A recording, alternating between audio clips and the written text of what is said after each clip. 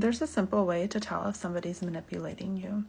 And this is typically a tactic that's used in psychology and psychiatry. And this is how we know if we're engaging with a manipulative patient or client, because this is something that we need to know. And if you have someone in your life that is manipulating you or you suspect is a manipulative person, this technique will allow you to know if this person is manipulative. So the thing about individuals who are trying to manipulate us is that they're using our emotions against ourselves. So individuals who manipulate will elicit certain emotions in themselves in order to create emotions in you. And that can be pity, that can be guilt, that can be shame. All of these emotions are very good at changing our behavior. And manipulation is essentially this. It's somebody else trying to control our behavior against our own will. And if you want to know if somebody's manipulating you, you really need to watch for the changes in their emotions. And I'll teach you how to do this. But essentially what happens is that when somebody's trying to manipulate you, they're using their emotions as a weapon. And when somebody uses their emotions as a weapon, typically they're experiencing their emotions for much shorter times, and they're experiencing much more variability in emotions than someone who's not trying to manipulate you.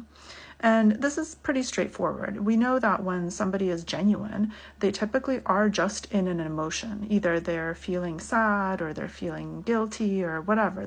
They stay in that emotion. When someone's trying to manipulate you and they're weaponizing emotions, then they will cycle through those emotions very quickly as a tactic.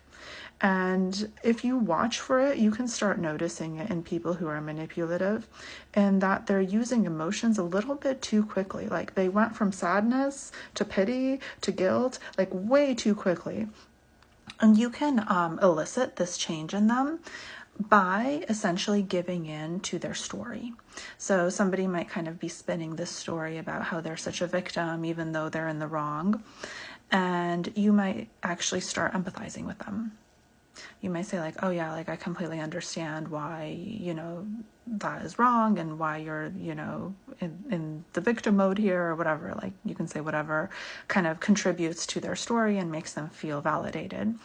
And then what you want to do is you want to kind of backtrack and be like, oh no, but actually like you should be accountable for this because this does seem wrong to me.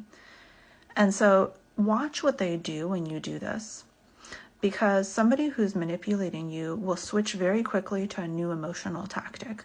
So maybe they'll go from victim to anger, right? Like maybe they'll be in that space of trying to elicit pity from you, and they'll quickly straight go to like, no, it's your fault, and they'll be really angry at you. Or maybe they'll go into a completely new emotion, like they'll try to guilt you.